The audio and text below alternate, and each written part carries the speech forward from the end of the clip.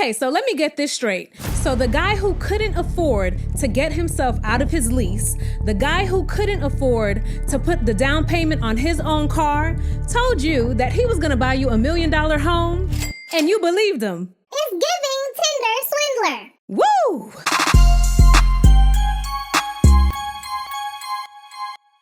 What's up, y'all? It's your girl Roxy with Roxy Says, and we're gonna talk about it. If this is your first time here, welcome. And if you are returning, welcome back. So today we're doing something a little different. We are going to be reviewing a Judge Judy episode. Now, I love watching court cases because not only do we get to learn a little bit of tidbits about the law, but we also get to take a look at other people's situations and use them as cautionary tales in our own lives. And this doesn't only pertain to romantic relationships, but it also pertains to friendships, family relationships, all that. And of course, these court cases be hella messy. So let's get right into it. But before we do, please don't forget to hit like, comment, and subscribe. Make sure that you hit that bell so that you are notified every time I upload a new video. So today we have a woman named Karen. She is suing her fiance, Kenneth, for thousands of dollars. Karen claims that Kenneth swindled her, he sold her a bunch of fake promises, and now she wants her money back. Is suing her former fiance, Kenneth Pleasant, for unpaid loans, a car restocking fee, and punitive damages for fraud. Order. So as the case opens, Karen reveals that she met Kenneth online and things progressed very quickly. According to Karen, Kenneth was laying it on thick. She says that he even resorted to giving her a ring once he found out that she was waking up to his schemes. The night that I went to repossess the car. He gave you a ring? Yeah. That night? Yes, he did, to show that he still loved me. So they started dating in February of 2018. Now, how long do you think it took Kenneth to ask Karen for some money? So you met him in February, and in March he needed money. Yes. Ding-a-ling-a-ling-a-ling-a-ling-a-ling. That's a bill. Yeah, you heard that. So after 1 month, Kenneth asked Karen for $3,500 because he needed that money in order to break his current lease. And he wanted Karen to move with him. Oh, that's so sweet. Now, what Karen should have asked Kenneth was, how are you planning to break this lease had you never met me 1 month ago? What was your plan? What were you gonna do? How has your ability to move to another city and break your lease, how has that now become my responsibility in 1 month? Off the bat, I think it's safe to say that Kenneth swooped in there, okay? He helped Karen get her groove back. He probably did some things that needed to be done, and he had her head all up in the clouds. Yes, he did.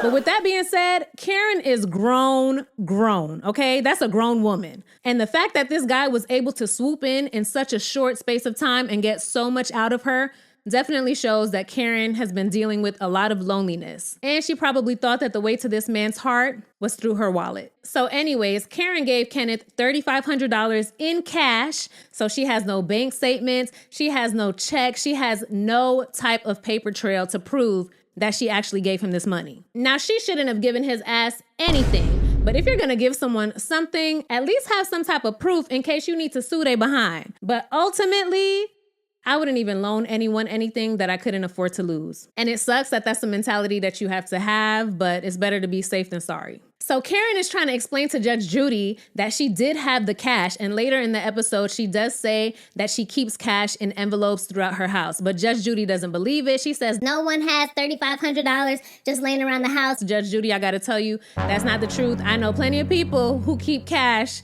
in the house, okay? I know plenty of people who do that. I do keep money at home in cash. I'm telling you, he says you didn't give him any money. You can't prove to me that you did. The $3,500 is gone. Gone. Since she can't prove it, it didn't happen. So now we move on to the next purchase that Karen made for Kevin. Mind you, they've only been dating for 1 month. Clearly, Karen wasn't burned enough by the $3,500 and she got money to blow. So guess what she bought him next? Yeah, a car. But listen to how she bought it. You put the car on your credit card? Is that what you did? No, yes. What, yes or no? Yes. I had 4 different credit cards I had to put it on. Miss Froelich. Yeah, you heard that right. She split the down payment between 4 credit cards. So Judge Judy asks Karen, how did this whole thing come about? What happened that made you decide to purchase this car for him? And Karen says that Kenneth gave her a sob story about being scammed by his ex, and that's why he doesn't have money now. So Karen came into his life at the perfect time, right? And how coincidental was it that after Karen gave him the $3,500, now the electricity went out in his car, and it would cost $1,000 to fix. So Karen agreed to give Kenneth the $1,000, but I think what happened was he went home and he was like, damn, she already gave me $3,500 and now she gonna give me $1,000? Forget having her pay to fix the electricity in the car. Why not take it all away? So according to Karen, after already giving him the $1,000, Kenneth came to her the next day and he said, listen up, sweet thing. I got this job opportunity. it's gonna be in an area with a lot of rugged terrain. I need a truck. And he needs the truck today because he has a new job that he needs to go to tomorrow where he will be getting paid $15,000. And do y'all wanna hear what the job is? Child, it only gets worse. He had to go on his deep sea diving for Chevron. Deep sea diving. Girl, a deep sea diver, I could have told you that was a lie. He's not a diver. Okay. So not only did Karen initially believe that Kenneth was a deep sea diver, she also believed that he was going to buy her a $1 million home. Yeah, the same man who she just gave $4,500 to because he couldn't afford to take care of his own expenses was going to buy them a $1 million home. Ciao. And Kenneth told Karen that he was already pre-approved for the loan, and that's why he needed her to put the car in her name so that his credit score wouldn't be affected. Now, Karen, were you just going through this not asking any questions? Head in the clouds, legs in the air, okay? Like, because what is going on that you just believed everything that was coming out of this man's mouth? It's giving Tinder swindler. So baby, now it's Kenneth's turn to speak. And mind you, throughout this entire case, this man has been grilling her. He has been giving her the dirtiest looks. And I'm like, what are you mad about? You owe her money. What the hell are you upset about? So anyways, Judge Judy is asking Kenneth how the situation with the car came about because she's trying to determine if Karen gifted this item to him or if he was actually supposed to repay her for that down payment, you know, with that $15,000 deep sea diving check he was gonna get. Yeah. I asked her if she wanted to go with me. She said she wouldn't go unless she was married. Okay, because it was far away from her family. Could we please get to the car? So as Kenneth claims, Karen wanted to get married. And I'm going to say this, based on her actions thus far, I believe him because she's already moving like she's married to him. As Kenneth is explaining everything that went wrong with his car and why he needed a new car, he tells Judge Judy that he went to Karen and he said, we need to figure out how we're going to get me a new car. What? And Karen's response to that should have been, we don't got to figure out shit, because I barely know you. But clearly, that's not what happened. So Kenneth claims that Karen agreed to give him $6,000 in cash to buy a truck. But the next day she came over and she said, hey, instead of me giving you this $6,000 cash, let me spread the down payment across these 4 credit cards and you can just pay back the credit card bill. See, Kenneth is a con man. But to be a successful con man, you gotta have a lick. Karen is what we would call an easy lick. She's unassuming. She seems like a nice lady. Clearly, she got a couple coins to blow, and Kenneth took advantage of that. But anyways, Kenneth claims that Karen drove him to the dealership because remember, his car is broken down. They got the car, and just 2 days later, Karen came with the police to pick the car back up. Now, why would she do that? Because she was a female.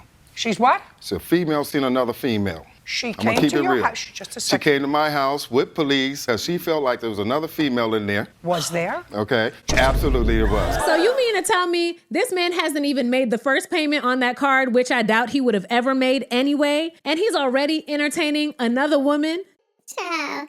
Clearly, this is how this man makes his living, okay? He was probably swindling her too. Now, at least at this point, Karen has started to come to her senses, a little too late if you ask me, but at least she came and got the car back. And in all honesty, I highly doubt that had she not caught him with another woman, that she would have woken up that fast. If there wasn't another woman involved, he would have been able to take her for an even longer ride, okay? Because the reason why she woke up wasn't because these obvious lies weren't making sense to her. She woke up because she found out that he was talking to another woman. Karen says that she found out that instead of Kenneth being a deep sea diver, he was actually a janitor who only worked part-time. Now, I'm not knocking the profession. I'm just saying he didn't do what he said he does. On top of that, remember this $1 million home that he was supposed to buy? Kenneth was actually emailing Karen, pretending to be the realtor. This man is diabolical, okay? But of course, what's Kenneth gonna do other than deny, deny, deny? Who's the realtor that you went out with? Sir. You lying? Sir. No, you lying. Address now. the judge. Okay, the realtor, she went out with them people. She's lying. And to top it all off, this dude's counterclaim is full of audacity. He is countersuing Karen for the return of the car. But of course, Judge Judy dismisses his counterclaim because one, you ain't put down nothing on the car. You didn't make any payments towards the car. And when you were given the testimony full of lies, you said that Karen told you she would loan you the money for the down payment. So you can't turn around and call it a gift when you already called it a loan. And what happens with loans? You gotta pay them back. Yeah. But Karen was hella lucky because she was actually able to return the car to the dealership. And all she had to pay was a $2,000 restocking fee. And she wants Kenneth to pay her back that $2,000. So while Judge Judy is asking Karen for the proof that she actually returned the car and paid that $2,000 fee, Kenneth blurts this out. Her kids got the car. Let's be real about it. The kids got the car. Where would you just hand me? So he's claiming that Karen never returned the car. Her kids are actually driving around with the car. So that means that she never paid a $2,000 fee. So that means that he doesn't owe her $2,000. So Judge Judy asks Karen, she says, look, girl, if I get up from this chair and I call the dealership, will they tell me that you returned that car and you paid $2,000? Karen says yes, and that she paid in cash because the dealership told her that they weren't taking any other form of payment from her because she's already a headache. So Judge Judy is off to make that call. And baby, when she comes back, she asks Kenneth, what was it that made you say that her kids were driving around in the car? Because is not an answer.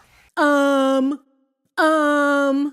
just assuming. Yeah, you just lying and making shit up. No, she returned the car and she was charged a $2,000 restocking fee, which you're responsible for. So ultimately, Judge Judy rules in Karen's favor, but only for the $2,000. That $3,500 and that $1,000, she gonna have to chalk that up to the game, baby, and take it as an expensive lesson. Because I believe that she gave him that money, but she can't prove it, so it is what it is. Then Kenneth has the nerve to raise his hand and ask Judge Judy, hey, what about my items that were left in the car when she came and picked it up? sir, if you don't get the hell out of the courtroom, okay? What do you want? My items, and that was in the car. Who cares? Right? But clearly, Kenneth could care less. He was just countersuing to see if he could get anything. It really didn't mean anything to him because he didn't come out of pocket. So let's read some comments, y'all. Nobody falls in love faster than a narcissist who needs a place to stay. Right. That's not true. The way that the defendant is staring at the plaintiff is a clear indication that he was trying to intimidate her. He definitely was. He was staring her down. I feel bad for her. She seems very sweet, but not the brightest. Yeah. And I really hope that Karen has learned from this experience. This comment got me. They said, I would have laughed in his face when he said deep sea diving. Nothing wrong with being a janitor, but it's a far cry from working at Chevron as a deep sea diver. Exactly. Someone else says, this woman doesn't need court. She needs a life coach, a financial advisor, and maybe a therapist. And yeah, I definitely agree. And this last comment says the defendant is a predator and had women all over town paying his bills. I think that that's his actual job. That's what he does. So this was definitely an expensive and I'm sure very hurtful experience for Karen, but it could have been even worse. As y'all know, these episodes are old, but I honestly hope that Karen learned from this experience and she took some time to really sit with herself or with a professional to find out why she allowed such treatment and why she was willing to ignore so much for companionship. As for Kenneth, I have absolutely no hope for him. I'm sure till this day, he's still running around town doing the same thing. Now, I'm sure that we've all done some foolish things in the name of love or lust or whatever. But I'd hope that by Karen's age, we'd be a little more equipped to spot people like Kenneth. But unfortunately, that's not the case for everyone. But let me know your thoughts about this case below. Have you ever been a Karen and encountered a Kenneth? Do you think that Judge Judy was fair in her ruling? Don't forget to hit like, comment, and subscribe. And I will see y'all in my next video. Bye. I might have to get me a little gavel for these. What you think? Let me know. Roxy says we're gonna talk